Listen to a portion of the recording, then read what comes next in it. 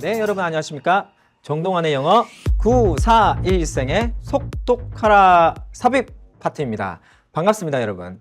잘 지내셨나요? 네, 저 잘 지냈습니다. 여러분들이 이 시리즈를 잘 타고 오시면서 자꾸 소리를 내시고, 자, 제가 하는 수업의 특징이 뭘까요? 한글 뜻을 많이 보여주거든요. 그러나 여러분, 저는 한글 뜻을 자꾸 소리내서 읽으시면 영어식 사고가 된다고 생각합니다. 왜? 여러분들 항상 번역식에 익숙해져 있어요. 닫고 치고 뒤로 거꾸로 올라오는데 그렇게 해서는 영어가 늘지 않아요. 그대로 올라가는 연습을 하기 위해서 한국어의 뜻을 씹으시면서 곱씹으면서 더해가는 연습을 하시면 영어식 사고가 됩니다. 그래서 제가 했던 수업들 잘 반복하시면서 가면 됩니다. 믿고 오시고 오늘 수업 들어가도록 하겠습니다. 네, 오늘 8강 속독하라 삽입입니다. 자, 속독을 하는 이유는 속독을 하기 위한 속독이 아니에요. 여러분들이 빠르게 글을 이해하고 구조적으로 이해해서 정확하게 알자라는 뜻이에요. 그래서 막 앞으로 뒤로 치고 하고 이렇게 해서는 영어를 그 제 시간에 풀 수가 없고, 문제를 떠나서 우리가 영어 지문을 읽을 때, 외국인이 말하는 걸 들을 때, 그리고 말을 할 때 영어식 사고가 돼야 진짜 영어가 돼요. 그래서 여러분들 진짜 영어를 알려드리고 싶습니다. 그래서 삽입하라라고 하는 부분인데, 최근에 핫하죠. 삽입 문제. 여러분들이 많이 어려워해요.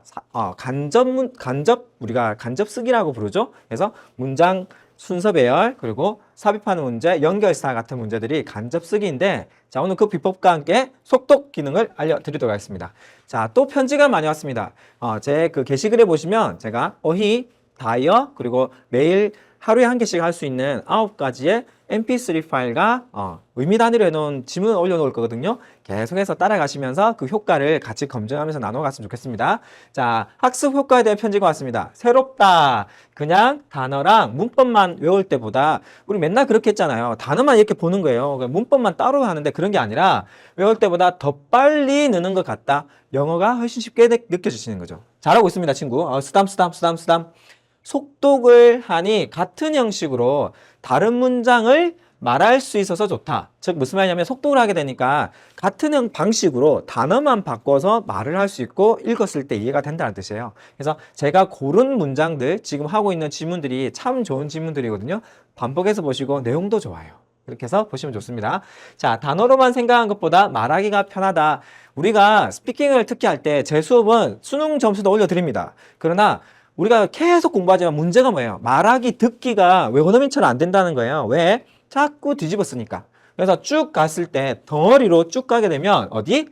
생각한 대로 말을 할 수 있는 능력의 기능이 갖춰집니다. 그렇게 가는 걸로 하고, 자, 의미 단위 속독법 풀어가 봅니다.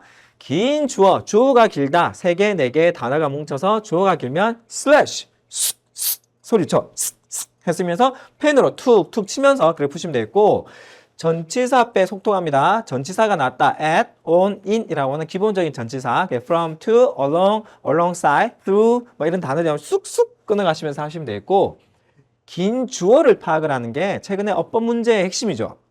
자, 주어가 이만큼인데 동사가 그 뒤에 와야 되는데 그걸 너가 알아? 얘가 주어인 걸 너가 알아를 많이 물어요. 그래서 뒤쪽에 뭐다? 동사 자리게, 준동사 자리게. 만약에 동사라면 능동사의 형태게, 능동태 형태게, 수동태 형태게, 뭐 아니면 시제가 맞게 아니게를 막 묻는 거예요. 그런 식으로 나오는 게 최근의 추세라고 이해하시면 됩니다. 그리고 전치사는 시험에는 나오지 않아요. 내용에서 핵심입니다. 전치사가 나오면 슬래시 하셔서 뭉치시면 다 됩니다. 이렇게 따라오시면 되겠고, 자, 준동사라고 했습니다. 동사에 준한다 했어요. 동사일까요, 아닐까요? 아닙니다. 동사에 준하기 때문에 현재 분사, 과거 분사는 형용사라고 인식하시면 되겠고요. 어떤 것을 수식하거든요. 형용사라고 이해하시면 되겠고, 투부정사는 세 가지 우리 용법 배웠잖아요. 안 정해져 있어요. 부정사, 정해져 있지 않다. 그래서 어떤 주어랑 보어랑 목적으로 쓰이면 명사적 용법이라고 부르고요. 명사를 수식하면 형용사적 용법이라고 부르고, 어떤 상황에서 뭐뭐 하기 위해서, 뭐뭐 해서라고 크게 해석이 되면 부정사의 부사적 용법이라고 부르는 거예요. 거기 투부정사 앞에 슬래시 딱 끊어놓으시면 의미가 후훅 살아나는 거예요. 그렇게 보시면 되겠고, 자, 접속사 앞에 속독 정킹한다. 왜? 덩어리가 당연히 합쳐지는 제일 큰 포인트가 접속사겠죠.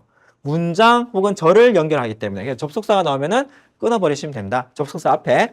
근데 최근도 많이 나오는 형태예요. 최근에는 동사를 물어보는 게 제일 핫하지만 이 접속사 같은 경우에는 3년 전에는 연속으로 나왔어요. 연속으로. 모르면 접속사를 찍어라라고 할 정도였어요. 그래서 많은 포인트가 나는데 자, 명사절을 이끄는 접속사 그때 청킹 의문사 언제 어디서 누가 무엇을 어떻게 왜 라고 했을 때 의문사 접속사 대 생략된 거 계속 소리 내서 읽다 보면 잡힙니다. 대시 생략된 포인트를. 그걸 분석하기에는 힘들어요. 자꾸 소리 내고 많이 읽고 국어도 생활도 많이 하시면서 덩어리를 하는 거. 관계 대명사, 관계 부사, 종속 접속사, 등위 접속사들이 나오면은 끊는데 제가 한번은 수능 시험장에 이렇게 감독을 하고 있는데 재밌는 걸 봤어요. 앞에 있는 친구인데 시작하자마자 뚝뚝뚝뚝뚝 이렇게 막 끊는 거예요. 이렇게 막 끊은 다음에 땀을 탁 닦는 거예요. 그런 뒤에 읽는 거예요. 어떻게? 의미 단위로 하는 게 한 5초, 10초 안에 다 해놓고는 그제서야 읽기 시작하는 거예요. 그런 방법도 보니까 참 거의 한 시간 내 다 푸네. 진짜 땀을 흘리면서 풀더라고요. 근데 여러분 그렇게 안 해도 바로 덩어리로 이해하시면 같은 맥락이지만 가능합니다. 그래서 구조화시키는 연습하시고 자, 오늘 내신과 수능의 연계 포인트의 비밀을 알려드립니다. 잘 들으세요. 매 시간마다 기본적으로 속도는 깔고 있고 핵심 부분들을 9개나 알려드리고 있거든요. 오늘 강의에서의 포인트는 내신과 수능의 연계 포인트, 즉 우리가 지문 공부를 하죠. 학교에 있는 지문 공부를 할 거예요. EBS 교재를 공부할 거예요. 그냥 공부하는 것은 의미가 없어요. 자, 선생님들이 어떤 메커니즘으로 문제를 출제하는지 잘 보세요. 자, 글의 주제, 요지, 제목, 요약은 연계가 됩니다. 즉 주제로 주제, 요지, 제목들은 꼭 하나 확인하세요. 이 글의 주제가 뭐지? 를 하나를 찾아 놓으면 이 네 가지가 해결이 됩니다. 무슨 말을 하고 싶지? 어디에 있다고요? 주로 첫 문장에 있거나 역접 뒤에 있거나 끝 문장에 있죠. 그래서 그 포인트를 이해해서 각각의 지문들이 어떤 얘기를 하고 싶어 하는지를 잡는 게 1번. 그게 모든 문제에 다 적용돼요. 자, 그래 놓고는 2번. 첫 부분, 중간 부분, 끝 부분에 어떤 문제? 비어 있습니다. 비워놓고는 핵심 어휘를 찾게 하거든요. 근데 빈칸 또한 1번하고 다르잖아요. 그 글의 요지를 바꿔 쓰기 한 단어가 들어갑니다. 바꿔 쓰기. 그래서 바꿔 써서 그대로 들어가거나 아니면 앞에 however나 not이 들어감으로써 원래 들어가야 되는 주제어의 반대말이 들어가기도 합니다. 아시겠죠? 그래서 요지랑 관계되어 있다. 요지어라고 이해하시면 빈칸이 풀립니다. 그리고 상반되는 어휘가 많은 경우 제가 자료실에도 올려놓을 건데 올려놨는데 접두어 중에 반의어 되는 것들이 많거든요. 반의어에 대해서 여러분 공부를 많이 하셔야 돼요. 딱 봤는데 반의어가 한 2개가 나왔다. 100% 어휘 문제 나옵니다. 그래서 on이나 this나 abnormal 같이 부정 접두어가 있어요. on이나 우리가 아나 dislike 같은 것들이나 more function 하는 것들이나 this 이런 단어들 있죠. on 같은 것들 나오면 뭐다? 어휘 문제로 나옵니다. 그리고 up, down, increase, decrease 이런 것도 있죠. left, right 이런 식으로 비교되는 부분이 나오면은 어휘 문제로 나옵니다. 자, 그리고 순접, 역접을 체크하라고 하는 이유는 글의 플로우를 바로 이해할 수도 있고 최근에 여러분들이 아주 어려워하는 간접 쓰기 문제의 최고의 무기입니다. 그래서 순접, 삼각형, 역접, 역삼각형 해놓으시면 연결사 문제 나옵니다. 그리고 그 포인트의 순서를 바꿔서 나오는데 자, 연결어, 순접, 역접, 그리고 대명사, 관사가 딱 나온다. 어떤 문제? 순서 문제로 내기의 딱입니다. 순서 문제. 저번 시간에 했던 순서 문제. 자, 그리고 6번. 연결어, 순접과 역접, 대명사, 관사가 주어지면 문장 넣기. 오늘 해야 되는 삽입이 이 포인트입니다. 그래서 어떤 문장 순서하는 거와 같은 메커니즘을 쓴다라고 이해하시면 되겠고 관련 문장, 그래서 관련 없는 문장을 빼는 것 또한 순전 역접에서 뒤집어지는데 안 뒤집어지거나 이상한 얘기가 들어가거나. 근데 한 번은 관련 없는 문장 빼기가 어렵게 나온 적이 있어요. 어떤 거냐면 똑같은 소재를 다루고 있는 거예요. 똑같이 뭐랄까요? 감기에 대한 내용을 얘기하고 있는 거예요. 근데 여기는 감기의 예방법에 대해 얘기하는데 여기는 감기의 원인에 대해서 갑자기 얘기가 들어간 거예요. 이런 내용이 생각보다 학생들은 다른 감기가 아니라 눈썰매가 들어가는 게 관계없다고 생각하는데 같은 소재를 쓰는데 어떤 주제가 말하고 있는 포인트가 흐트러지기도 한다는 것도 기억해 두시고요. 자, 혼동되는 어법.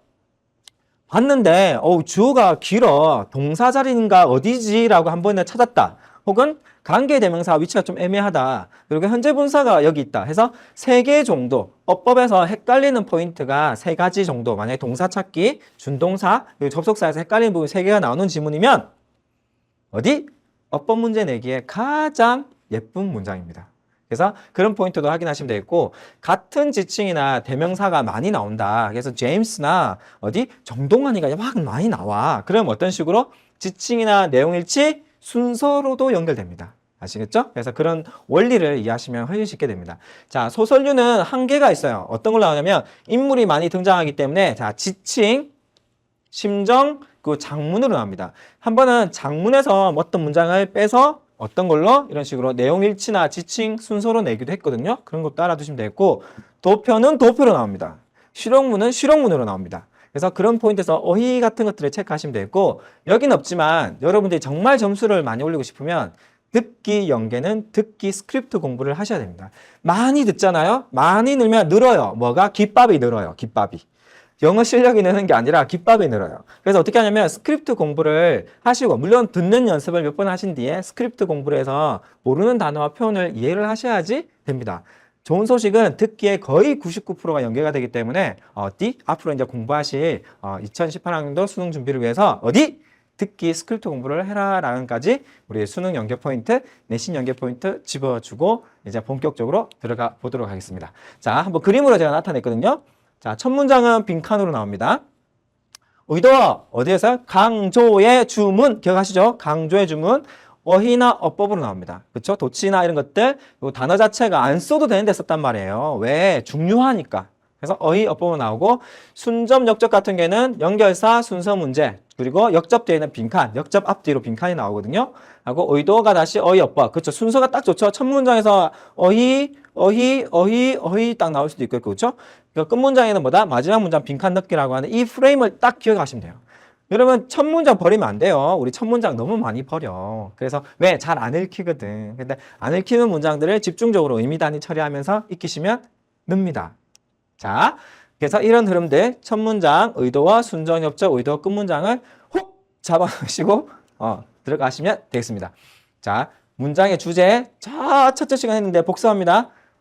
두 갈씩 마지막에 한 번 더 언급해 줄 수 있어요. 양갈씩. 그리고는 시작하자마자 뒤집는 거예요. However, 그러나라고 해서 이거는 들어가는 얘기, 소재, 요 진짜 얘기 나온다는 거. 중간에 however가 나오면서 빈칸 앞뒤로 나올 수 있다는 거. 그렇죠? 이게 핵심이니까. 그리고 마지막에 쑥 정리되면서. 근데 미갈식은 잘 없어요. 두갈식이나 중갈식이 참 많아요. 특히 두갈식은 영어 문장에서 90% 이상이 두갈식이에요. 그래서 첫 문장을 잡으시면 여러분들이 실망하지 않으실 겁니다. 자, 들어가서 이 흐름, 자, 기억 확실하게 하세요. 기억 확실하게. 그래서 이걸 알고 의미 단위 처리해야 돼요. 의미 단위는 하나의 테크닉입니다. 1단계, 이게 2단계, 그리고 의도가 3단계, 저는 3단계 학습법이거든요. 그래서 1, 2단계만 확실히 해도 이 1등급은 따놓은 당상입니다. 그래서 의도까지 하셔서 완벽하게 하시는데, 의도는 천천히, 대신에 의미 단위는 빠르게